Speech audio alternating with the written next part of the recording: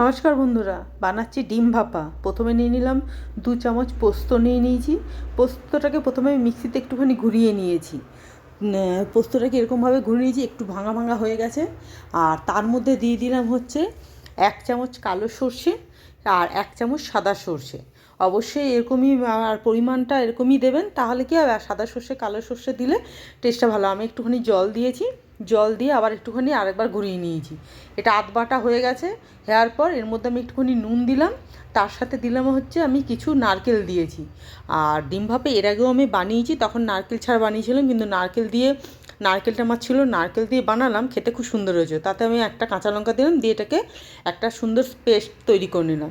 হয়ে গেল ডিম ভাপার পেস্ট। আর ডিম ভাপা এর আগে আমি আগেও বললাম যে এর আগেও আমি বানিয়েছিলাম ডিম ভাপা, তখন আমি নারকেল দিইনি, কিন্তু দেখলাম নারকেল দিয়ে বানাতে জিনিসটা খেতে খুব সুন্দর হয়েছিল। তো এটাকে আমি একটা টিফিন বক্সে ঢেলে দিলাম। ঢেলে দেওয়ার পর এর মধ্যে আমি একটুখানি দিয়েছি নুন, আর একটু একটু মানে মিক্সির বাটির ধোয়া জলটা একটুখানি দিলাম, বেশি আমি একদম পাতলা করিনি। এর মধ্যে দিলাম একটুখানি নুন, কেন আমি যখন আমি সর্ষে বেটেছিলাম তখন একটুখানি নুন দিয়েছিলাম।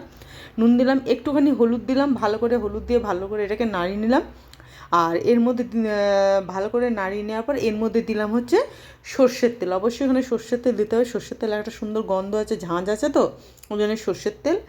আর ডিম ভাপা বানাতে জানে না এমন কেউ নেই, ডিম ভাপা বানাতে সবাই জানে। তো আমার কাছে যেহেতু নারকেল ছিল সেই হিসাবে।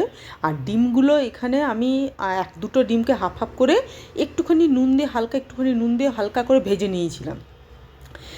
করে এবার এর মধ্যে মশলার মধ্যে ডুবিয়ে দিলাম। এবার একটুখানি ডেকোরেশন করার জন্য একটা কাঁচা লঙ্কাকেই 4 টুকরো করেছি, করে আমি এরকম দিয়ে দিয়েছি। দিয়ে তার উপরে দিয়ে দিলাম আবার একটু সর্ষের তেল, দিয়ে এটাকে আমি স্টিমে বসিয়ে দেবো। কড়াইয়ের মধ্যে জল দিয়ে আমি ওখানে বসিয়েছি।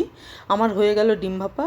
আর সত্যি কথা বলতে সর্ষে আর পোস্ত বাটা থেকে সর্ষে পোস্ত আর আপনার নারকেল দিয়ে বাটাটা খুব সুন্দর হয়েছিল। প্লিজ একবার ট্রাই করে দেখতে পারেন। সবাই ভালো থাকবেন, টাটা।